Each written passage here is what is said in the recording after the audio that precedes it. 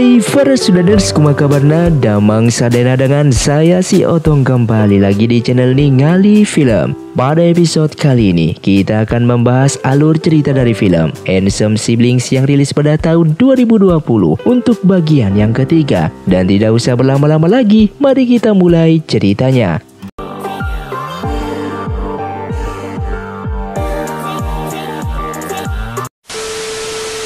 Film pun dilanjutkan dengan perjalanan mereka untuk mendatangi beberapa orang pandai besi. Namun tidak ada yang sanggup membuka rantai tersebut. Akhirnya mereka berdua berencana meminta bantuan Ayah Yulang untuk melepaskan rantai yang mengikat mereka. Tiba-tiba datang seseorang memberikan sebuah bungkusan pada Xiaoyu. Setelah dibuka rupanya isinya adalah 2 pakaian baru dan mereka pun berganti pakaian. Kemudian datang seseorang mengatakan ada yang menitipkan uang untuk Xiaoyu. Orang itu juga sudah memesan makanan dan kamar untuk menginap. Sehingga kejadian itu benar-benar aneh dan mengherankan. Di penginapan, mereka membaca kitab 5 pukulan pamungkas bersama-sama. Namun Xiaoyu yang malas belajar, dia malah ingin tidur duluan. Melihat Xiaoyu tertidur, Yulang mengeluarkan sebilah belati. Sepertinya dia masih ingin membunuh Xiaoyu. Namun gerakan tak sengaja Xiaoyu mengenai titik akupunturnya, yang membuat Yulang pun tertotok dan tak bisa bergerak. Ketika pagi hari, Xiaoyu bangun, dia heran melihat Yulang yang diam tak bergerak. Yulang pun ketakutan dan mengarang cerita. Beruntungnya Xiaoyu sepertinya percaya dan melepaskan totokannya.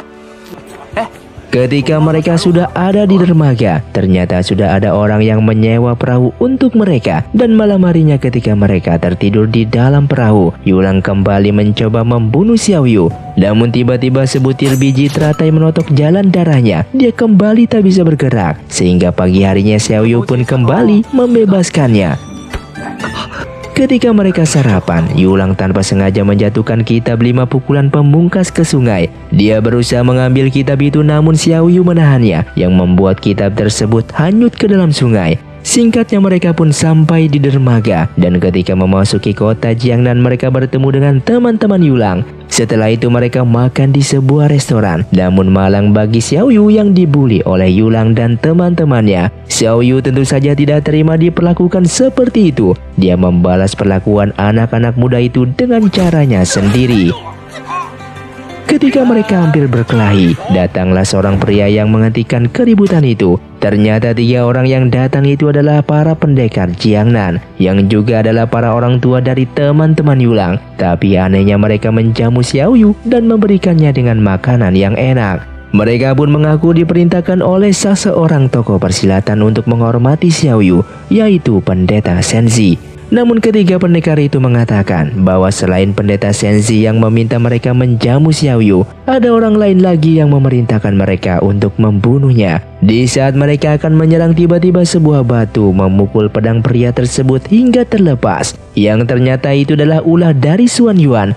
Salah satu pendekar itu melompat keluar dan berniat menyerang Xuan Yuan. Namun semburan arak dari mulut Xuan Yuan membuatnya tumbang dan muntah darah. Ia pun masuk ke ruangan itu dengan satu gerakan tangan yang membuat semua pedang para pendekar itu terjatuh ke lantai. Setelah itu Xuan Yuan meminum arak dengan Xiaoyu dan Yulang, dan ia pun mengatakan bahwa siapa yang meminum araknya maka harus bertaruh dengannya. Yulang pun takut sampai tak sengaja menjatuhkan gelasnya, yang membuat Xuan Yuan mengajak Yulang untuk bertaruh potong tangan. Kemudian datanglah seorang pendekar bernama Jiang Bie. Dia adalah ayahnya Jiang Yulang. Dia mengatakan bahwa dia akan menggantikan Yulang untuk bertaruh. Dia mengajak Xuan Yuan bertaruh melubangi meja tanpa menjatuhkan cangkir yang diletakkan di meja itu.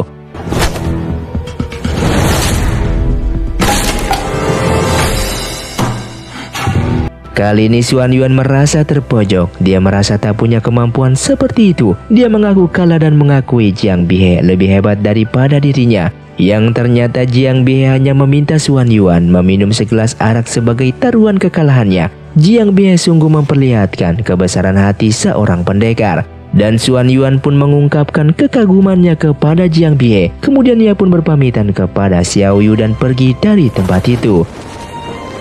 Kemudian Xiaoyu pun diajak oleh Jiang Bie ke rumahnya, dan mereka pun disambut oleh seorang pelayan yang bisu. Jiang Bie menyuruh Xiaoyu tinggal beberapa hari di kediamannya, sementara dia akan mencari cara untuk memutuskan rantai yang mengikat tangan mereka. dan Yulang lalu membawa Xiao Yu ke kamarnya untuk beristirahat. Sedangkan di tempat lain, Wu Kei memberitahu Xinlan bahwa dia mendapatkan informasi tentang ayah Xinlan yang telah menemui pendekar di daerah Jiangnan 5 tahun yang lalu. Xinlan yang mendengarnya menjadi sangat bersemangat, sehingga Wu Kei pun menyuruhnya beristirahat dan akan menuju Jiangnan besok pagi. Namun pada malam harinya Xinlan tak bisa tidur. Dia sudah tak sabar untuk mencari ayahnya. Lalu Xinlan pun memutuskan untuk berangkat sendiri. Namun di halaman dia bertemu dengan Wu Kei, yang membuat Wu Kei terpaksa mengikuti kemauan Xinlan untuk berangkat ke malam itu juga. Akhirnya mereka pun sampai di Jiangnan pada malam hari. Mereka pun langsung menuju ke rumah pendekar yang dimaksud, yang ternyata dia adalah Jiang Bihe. Dan ketika Jiang Bihe mengetahui bahwa tamunya adalah Wu Kei dari istana Yua, dia pun segera mempersilahkan mereka untuk masuk ke dalam. Kemudian Xinlan menanyakan tentang ayahnya yang pernah bertemu dengan Jiang Bihe. Jiang Bihe pun mengatakan bahwa dia memang pernah mengundang ayah Xinlan ke rumahnya. Tapi setelah itu ayah Xinlan pergi entah kemana. Sementara itu di tempat lain, Xiao Yu bangun dari tidurnya. Dengan menggunakan kawat pengikat rambutnya, dia bisa membuka rantai yang mengikat tangannya tersebut. Xiao Yu pun keluar dari kamar Yulang, dan tanpa sengaja dia melihat pelayan bisu keluar dari bangunan tua yang sudah ditinggalkan itu. Sehingga Xiao Yu pun masuk ke bangunan itu dengan hati-hati. Kemudian Xiao Yu berusaha mencari sesuatu. Ia menemukan sebuah kotak berbentuk buku dan di dalamnya terdapat sebuah topeng kulit. Sehingga ia semakin curiga dan meneruskan pencariannya. Setelah itu Xiao Yu pun menemukan sebuah botol yang berisi racun beku yang membuatnya semakin curiga. Tiba-tiba Xiao Yu pun melihat sebuah kertas dengan ukuran dan bahan yang sama dengan peta harta karun Yannan Tian. Xiao Yu pun menaburkan butiran lilin ke atas kertas tersebut dan terlihatlah gambar peta harta karun. Ketika Xiao Yu mendapatkan bukti, ia pun segera kembali ke kamar dan akan ke tempat tidurnya. Namun tiba-tiba ia diserang oleh pelayan bisu tersebut. Yulang pun muncul di balik dinding dan menyindirnya, sehingga Xiao Yu pun mengarang cerita yang membuat mereka tak percaya. Kemudian bisu tersebut kembali menyerangnya yang membuat Xiao Yu pun keluar dari kamar itu. Namun Xiao Yu berpapasan dengan Xinlan dan Wu Kei. Kemudian Yulang dan bisu yang mengejar pun sampai di sana. Yang ternyata dari awal Xiao Yu pun mencurigai Yulang tentang peta harta karun itu. Itulah sebabnya Xiao Yu berpura-pura tak berdaya ketika diikat rantai agar dia bisa masuk ke kediaman Jiang.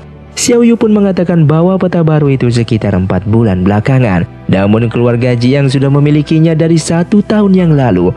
Dia juga memperlihatkan kertas yang didapatkannya dari ruang belakang kediaman Jiang. Xinlan yang melihat pun membenarkan bahwa jejak di kertas itu memang sama dengan peta yang pernah ia miliki. Kesimpulannya adalah si pembuat peta memang berada di kediaman Jiang.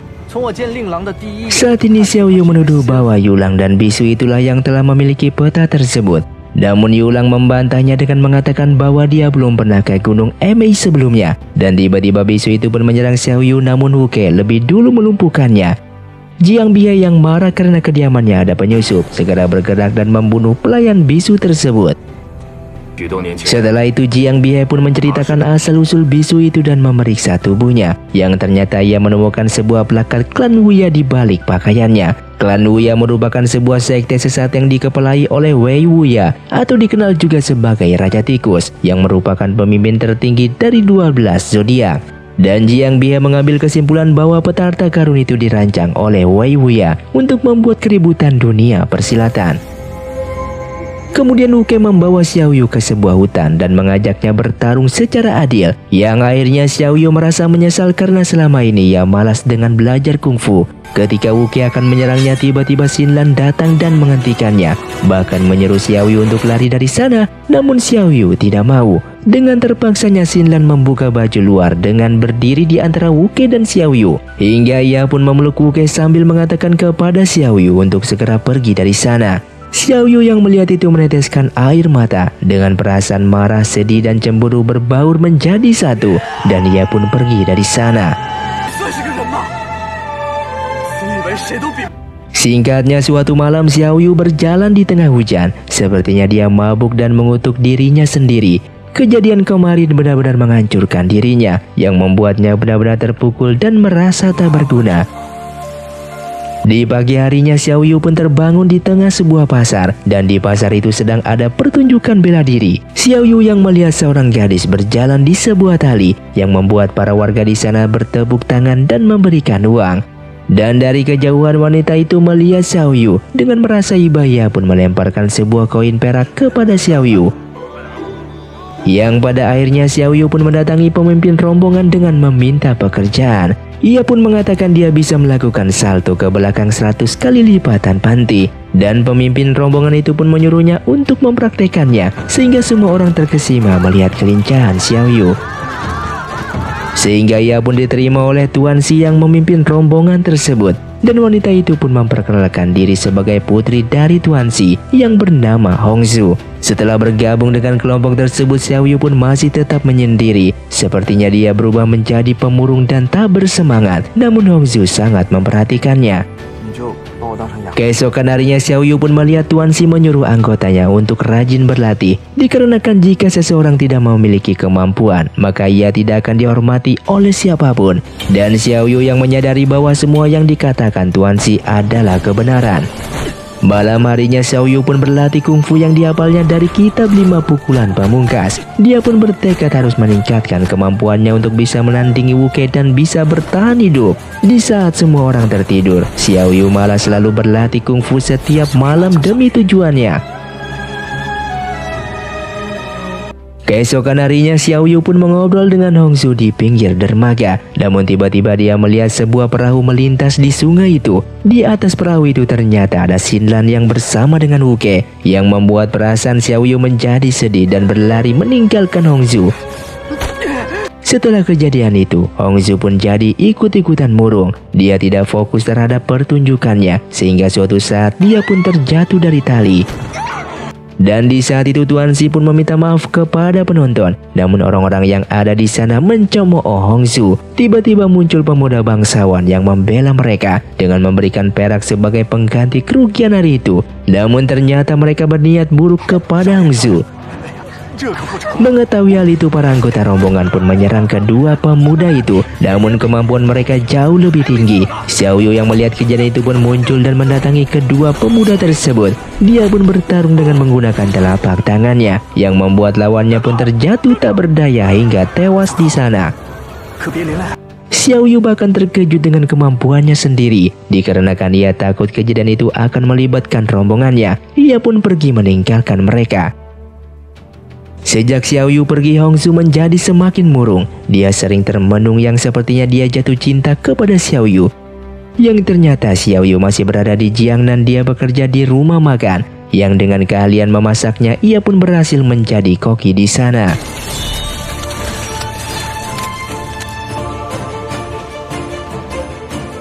Suatu hari pemilik restoran mengatakan bahwa mereka akan kedatangan tamu yang istimewa, yaitu Tuan Ti yang sangat dihormati oleh para pendekar. Yang ternyata tujuan Tuan Ti ke restoran ini untuk menangani perselisihan dua pemimpin biro perjalanan, yang mana mereka sedang berselisih tentang perjanjian mengirim barang. Tak disangka saat mereka memakan hidangan itu, dua pemimpin biro ini mengalami keracunan, sehingga suasana pun menjadi semakin buruk. Xiao Yu yang mengetahui hal itu segera menyelidiki masalahnya, yang ternyata Yulang lah yang telah memberikan racun tersebut melalui pengawal itu. Takut diketahui, Xiao Yu pun menyamar dan ia pun diserang oleh Yulang. Beruntung Xiao Yu pun bisa mengatasinya dan berpura-pura mati. Xiao Yu yang sadar bahwa racun yang digunakan Yulang adalah racun beku yang pernah dilihatnya di kediaman Jiang. Kemudian Xiao Yu pun melemparkan selembar kain dengan mengatakan bahwa di kain itu ada resep obat untuk pemusnah racun tersebut.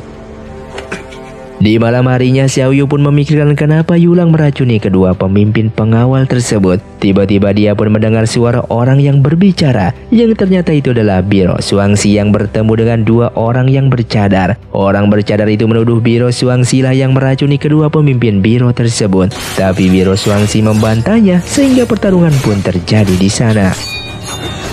Namun di tengah pertarungan, tiba-tiba datang Yulang yang langsung menyerang kedua orang bercadar itu, yang ternyata dia adalah Hongzhu. Saat itu Xiao Yu ingin menolong mereka, namun dia tidak mau Yulang mengenalinya. Ia pun mendapatkan sebuah ide. Dia pun menutup tubuhnya dengan kain putih dan berpura-pura menjadi hantu koki yang dibunuh oleh Yulang. Suatu keanehan karena ternyata Xiao Yu bisa melayang seperti itu. Saat itu Yulang pun merasa bahwa yang di hadapannya memang hantu koki yang membuatnya takut dan langsung melarikan diri. Saat itu Hongzhu pun ternyata mengenali suara sang hantu. Dia tahu bahwa itu adalah Xiao Yu. Xiao Yu pun yang tak mau dikenal segera melarikan diri dan melompat ke dalam sungai. Keesokan harinya, sebuah kapal menemukan Xiao Yu yang terapung di atas selembar papan. Pemilik kapal itu adalah seorang wanita yang berpakaian dan bersikap seperti pria, yang ternyata dia adalah Duan Shan. Kemudian Xiao Yu pun meminta pekerjaan kepada Duan Shan. Ia mengatakan dia bisa mengurus obat-obatan herbal yang mereka bawa. Lalu Xiao Yu pun dibawa ke tempat pengolahan herbal keluarga Duan. Keesokan harinya keluarga Duan mendapatkan berita yang sangat mengejutkan bahwa biro pengawal Shuangxi yang mengawal kiriman peraknya berhasil dikalahkan dan semua perak itu pun dirampok oleh 3 penjahat danau Tai yang sangat terkenal. Xiao Yu yang mendengar berita itu pun menjadi heran. Dia berpikir kenapa biro Shuangxi bisa dirampok sementara mereka sudah bekerja sama dengan Yulang. Ternyata beberapa hari kemudian Yulang pun datang menemui keluarga Duan. Dia mengatakan bahwa dia sudah mengantarkan perak yang dirampok itu ke biro pengawalan Shuangxi yang sedang dihitung jumlahnya, dan dia juga membawa kepala ketiga penjahat danau Tai. Xiao Yu yang tahu karakter Yulang tentu saja tidak mempercayainya. Dia menganggap bahwa Yulang sedang berusaha mencari nama di Jiangnan dengan cara yang licik. Keesokan harinya Xiao Yu pun dipanggil oleh Tuan Duan untuk makan bersama, yang ternyata Tuan Duan berniat menjodohkan Duan Shu pada Xiao Yu. Tentu saja Xiao Yu tak mau dan tidak ingin terikat, apalagi Duan Shan yang tomboy bukanlah tipe idamannya, yang membuat Xiao Yu menjadi serba salah. Malam harinya di biro Shuangxi, kemunculan kedua pendekar misterius yang baru saja datang, yang membuat pertarungan dan membantai semua anggota yang ada di sana.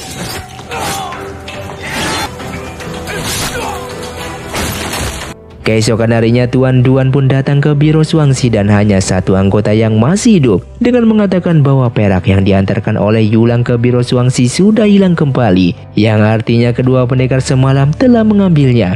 Xiao Yu yang mendengar berita itu sangatlah terkejut. Dia meminta Duan Shan untuk memanggil orang yang hidup di biro Shuangxi untuk diminta keterangan, dan singkatnya kemudian keluarga Duan pun mendengarkan kesaksian orang tersebut. Setelah orang itu pergi, Tuan Duan meminta bantuan kepada Jiang Bihe dan Wu Ke untuk menemukan pencuri peraknya. Lalu Wu Ke pun segera kembali ke biro Shuangxi untuk mencari petunjuk, dan mereka menemukan jejak kaki di aula tersebut, yang ternyata jejak kaki itu melebihi ukuran kaki manusia biasa. Tiba-tiba Xin Lan teringat pada ayahnya yang juga mempunyai kaki yang besar. Keesokan harinya ada seorang yang mencari Wu Ke untuk mengantarkan sebotol arak dari Tuan Ti. Dia pun bertemu dengan Xin Lan dan memberikan bingkisan orang itu kepadanya. Sedangkan pada saat makan Tuan Duan membicarakan tentang pernikahan dengan Xiao Yu. Saat itu Xiao Yu berusaha mengulur waktu. Dia bisa saja kabur dan meninggalkan kediaman Duan, namun dia ingin mengungkapkan kasus pembunuhan dan pencurian perak tersebut. Setelah itu Xiao Yu pun keluar dari ruang makan dan Duan Shan pun mengejarnya. Dia memakaikan jubah tambahan untuk Xiao Yu. Namun tanpa disangka Xin Lan juga berada di sana, dan Duan Shan memperkenalkan calon suaminya kepada Xin Lan. Tak terbayangkan hancurnya hati Xin Lan saat itu. Tapi Xin Lan dan Xiao Yu berpura-pura tidak mengenal satu sama lain, yang membuat Xin Lan segera pergi meninggalkan mereka. Sesampainya di kamar, dia menangis untuk melampiaskan kesedihannya. Semua pengorbanan untuk Xiao Yu selama ini menjadi sia-sia. Kemudian Xin Lan pun membuka arak dari Tuan Ti untuk meredam kepedihannya. Dia meminum arak tersebut sambil menyesali telah jatuh cinta kepada Xiao Yu. Malam harinya datang dua orang pria ke balai pengobatan untuk membeli obat. Walaupun toko sudah tutup, mereka memborong bahan-bahan herbal yang ada di toko tersebut, sehingga mereka membeli obat itu satu gerobak penuh. Setelah mereka pergi, muncullah pengawal Wu Ke untuk membeli bahan obat yang sama. Namun obat itu sudah tidak ada lagi. Yang ternyata kedua orang tadi tidak hanya memborong bahan obat di toko tersebut, namun mereka memborong semua bahan herbal di kota Jiangnan. Kemudian Xiao Yu pun mendatangi kediaman Duan untuk melihat siapa yang terkena racun. Dan ternyata yang terkena racun adalah Xin Lan. Namun Jiang Bihe berpendapat bahwa target sebenarnya adalah Wu Ke. Tiba-tiba mereka mendengar suara di genteng. Mereka pun segera berlari keluar untuk memeriksa keadaan. Xiao Yu pun masuk ke sebuah ruangan dan Wu Kei bersama Tuan Duan telah kehilangan jejaknya. Singkatnya, Wu Kei yang melihat kondisi Xin Lan yang semakin parah, ia pun langsung menyalurkan tenaga dalamnya. Keesokan paginya, Xiao Yu pun memeriksa daerah seputaran balai pengobatan dan ia menemukan butiran herbal yang ternyata tadi malam itu Xiao Yu sudah membuat lubang di karung herbal yang mereka bawa. Dia pun mengikuti jejak tersebut hingga sampai ke suatu tempat yang bernama Balai Diling.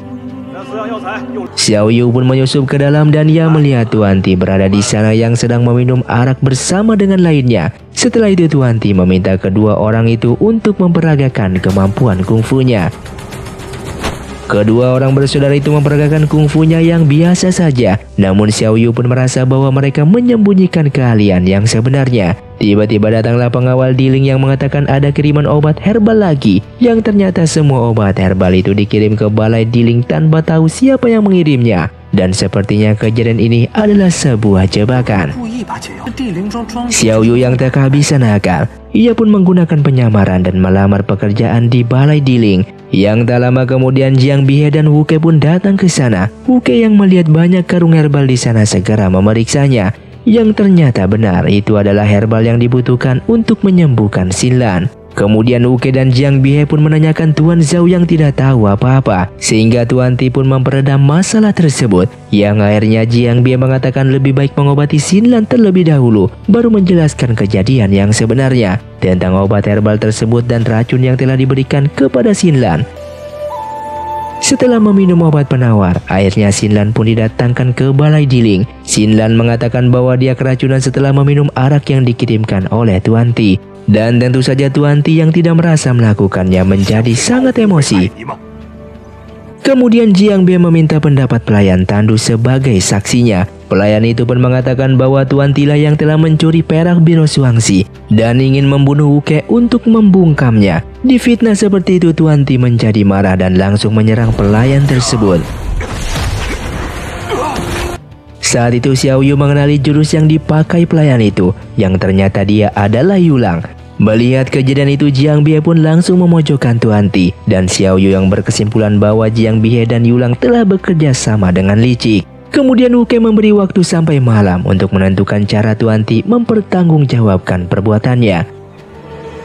Setelah itu Luo bersaudara mengusulkan Tuan Zhao untuk menangkap Tuan Duan dan putrinya sebagai sandera. Tiba-tiba Xiao Yu pun datang dengan mengatakan itu bukanlah ide yang bagus. Namun Luo bersaudara terus meyakinkan Tuan Zhao. Yang akhirnya Tuan Zhao pun menyetujui usulan dari Luo bersaudara. Xiao Yu pun bersedia menjadi petunjuk jalan sambil berpikir bagaimana cara menggagalkan rencana itu. Rombongan Luo bersaudara pun sampai di kediaman keluarga Duan. Mereka masuk ke dalam dan membunuh para pengawal itu dengan kejam, sehingga mereka pun berhasil menangkap Tuan Duan dan Duan Shan dengan mudahnya. Di tengah jalan mereka bertemu dengan rombongan Jiang Bihe yang kembali dari rumah tabib. Kemudian Xiao Yu pun mencari cara untuk memberitahu Jiang Bihe. Namun ternyata Jiang Bihe diam saja dan tak peduli dengan laporan Xiao Yu. Sehingga Xiao Yu pun semakin yakin bahwa ini adalah skenario dari ayah dan anak itu. Malam harinya terjadi kejadian yang aneh. Para pemanah di atap berjatuhan dan pingsan. Tak lama kemudian datanglah Jiang Bihe dan Wu Kei. Saat itu mereka datang kembali dikarenakan Balai Diling hendak berbuat licik. Namun Tuan Ti mengatakan bahwa dia tidak tahu apa-apa. Tiba-tiba Luo bersaudara pun juga ikut memfitnah Tuan Zhao dan juga Tuan Ti, yang padahal mereka lah yang mengatur semua ini. Sehingga Tuan Ti yang mendengarnya pun menjadi kesal dan kembali muntah darah. Akhirnya karena terpojok Tuan Zhao mengatakan bahwa Tuan Duan ada dalam sekapannya. Ia mengancam akan membunuh Tuan Duan jika dia tidak dilepaskan. Dan tak lama kemudian datanglah sebuah tandu ke Balai Diling, yang ternyata dia adalah Tuan Duan yang tanpa kurang satu apapun. Tuan Zhao yang melihat menjadi panik dan berusaha melarikan diri. Namun di jalan dia disergap oleh Xiao Yu. Ia mengatakan bahwa dia punya cara lain untuk menyelamatkan Tuan Zhao dan juga Tuan Ti. Sementara itu Jiang Bihe menanyakan hukuman untuk Tuan Ti, dan Wu Kei pun menyuruh Tuan Ti untuk bunuh diri sebagai penembus dosanya. Sehingga Tuan Ti pun menantang siapapun yang menginginkan kematiannya maju untuk membunuhnya. Dan ketika Wuke ragu untuk membunuh Tuan Ti, tiba-tiba pelayan tandu datang kembali untuk memprovokasinya. Kemudian tiba-tiba Tuan Zhao kembali dengan mengatakan bahwa dia mengenali Yulang yang menyamar sebagai pelayan tandu. Namun Jiang Bie meminta bukti kepada Tuan Zhao bahwa yang diucapkannya adalah benar.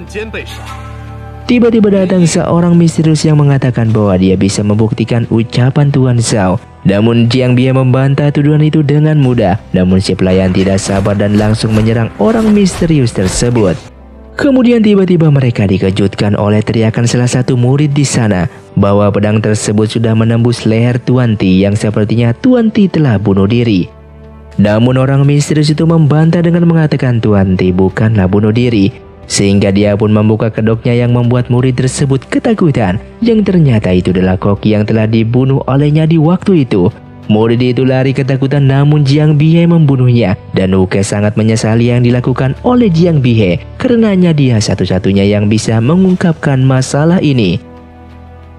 Tak disangka-sangka Jiang Bie mengatakan bahwa pelayan pandu dan orang misterius itu bersekongkol untuk membuat kekacauan. Dan ketika mereka mencari pelayan pandu itu yang ternyata dia sudah kabur.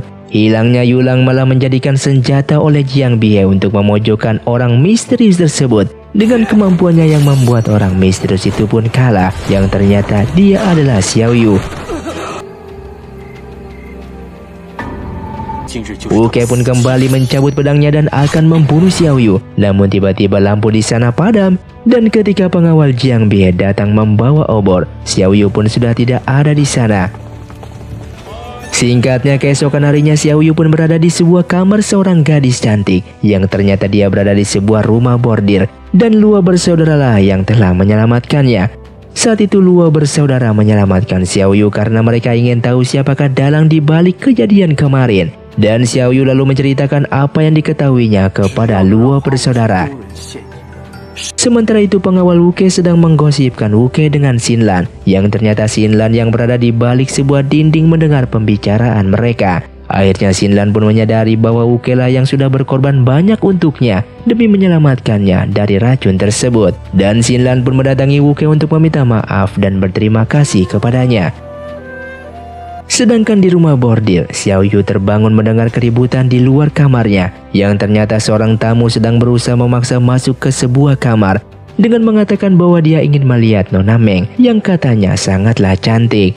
Lalu petugas keamanan mengatakan bahwa Nona Meng sudah dibayar oleh seorang tamu lain selama 6 bulan. Namun tamu tersebut tetap memaksa dan bersedia menanggung apapun resikonya. Dan setelah itu petugas tersebut pun malah dibunuh. Dan Xiao Yu pun terkejut ketika melihat kejadian itu. Kemudian Xiao Yu pun penasaran dengan gadis tersebut. Dan ia pun menyamar sebagai kepala pengawal dan dengan mudahnya masuk ke kamar Nona Meng. Alangkah terkejutnya Xiao Yu yang ternyata Nona Meng itu adalah Nona Jiu dari keluarga Murong. Nona Jiu pun pernah melihat Xiao Yu tapi tidak ingat di mana. Dan Xiao Yu menyadari bahwa Nona Jiu kehilangan ingatannya dikarenakan histeris ketakutan di waktu itu. Melihat Nona Jiu amnesia, Xiao Yu malah mengatakan bahwa mereka berdua adalah sepasang suami istri. Luo bersaudara kembali ke kamar dan membawakan makanan untuk Xiao Yu. Namun ternyata dia diikuti oleh Jiang Bie. Jiang Bie pun memaksa masuk ke kamar itu karena curiga Xiao Yu ada di sana. Namun ternyata di balik selimut itu bukanlah Xiao Yu, melainkan gadis penghibur. Xiao Yu yang berada di kamar Nona Jiu sedang menggodanya. Tiba-tiba ada seseorang yang menyerangnya dengan tali yang langsung mengikat tubuhnya. Orang itu membawa Xiao Yu ke hutan dan dia pun menggantungkan Xiao Yu di sebuah pohon. Yang ternyata orang itu adalah Zizu, manusia laba-laba. Kemudian Zizu pun meninggalkan Xiao Yu yang digantung terbalik. Namun Xiao Yu mengatakan bahwa jika dia mati, maka Zizu tidak akan mengetahui siapakah Nona Meng yang sebenarnya. Zizu pun kembali mendatangi Xiao Yu dan memutuskan tali yang menggantungnya. Kemudian dia pun menceritakan kisahnya berjumpa dengan Nona Meng. Yang ternyata Zizu lah yang telah membayar Nona Meng untuk 6 bulan ke depan supaya tidak ada yang bisa menjadi tamu Nona Meng. Tapi sayangnya penyakit Nona Meng membuat dia selalu melupakan Zizu setiap mereka berpisah. Sehingga Zizu pun terpaksa memperkenalkan diri setiap kali berjumpa dengan Nona Meng. Malam harinya Zizu pun kembali mendatangi Xiao Yu. Ia menanyakan identitas Nona Meng yang sebenarnya. Namun Xiao Yu tidak memberitahukannya. Xiao Yu malah mengajak Zizu untuk membebaskan Nona Meng dari rumah bordir itu. Tapi Zizu mengatakan bahwa itu adalah hal yang sangatlah sulit. Yang ternyata rumah bordir itu pemilik Wei Wuya, pemimpin dari klan 12 zodiak. Namun Xiao Yu menjanjikan dia akan mencari cara untuk membantu Zizu membebaskan Nona Meng dari sana. Keesokan harinya Xiao Yu pun memberikan emas kepada seorang gadis penghibur untuk melakukan sesuatu. Kemudian dia pun mengganti pakaiannya lalu pergi ke pavilion. Ketika pengawal menanyakan maksud dan tujuannya datang ke sana, ia mengatakan bahwa dia mencari adiknya yang bernama Nona Meng. Kepala pengawal pun datang menanyai Xiao Yu dan Xiao Yu pun berlagak seperti orang desa yang lugu. Saat itu Xiao Yu pun memastikan bahwa Nona Meng benar-benar adiknya, dan kepala pengawal mengatakan bahwa Xiao Yu boleh melihat Nona Meng, dan mereka pun masuk ke kamar Nona Meng. Akan tetapi alangkah kagetnya mereka karena ternyata Nona Meng terbaring di lantai dan di dadanya tertancap sebilah belati. Saat itu kepala pengawal memeriksa kondisi Nona Meng, yang ternyata Nona Meng sudah tidak bernafas lagi, yang membuat kepala pengawal itu kaget sekali. Dan Xiao Yu pun menyalahkan kepala pengawal atas kematian Nona Meng, yang akhirnya kepala pengawal itu pun kesal dan menyuruh Xiao Yu untuk membawa mayat Nona Meng pergi dari sana. Singkatnya setelah itu kepala pengawal baru menyadari bahwa darah yang di lantai itu pun palsu, dan dia pun menyuruh anak buahnya segera mengejar Xiao Yu. Singkatnya ketika para pengawal itu berhasil menyusul kereta Xiao Yu, Zizu menyuruh Xiao Yu untuk membawa Nona Meng, dan sementara dia akan memancing para pengawal itu menjauh.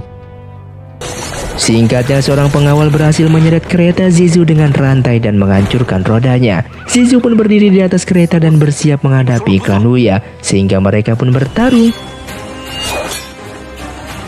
Dan dikarenakan musuh terlalu kuat, Zizu pun melarikan diri dari tempat itu. Sedangkan Xiao Yu membawa Nona Jiu ke sebuah pondok di puncak bukit. Dan setelah beberapa lama Zizu pun datang ke sana. Kemudian Xiao Yu pun pergi meninggalkan mereka. Dan film pun bersambung. Terima kasih untuk kalian yang sudah menonton video ini sampai habis. Sampai jumpa di video selanjutnya. Saya pamit ulang dari ningali film Si Otong undur diri dan salam Sundaners.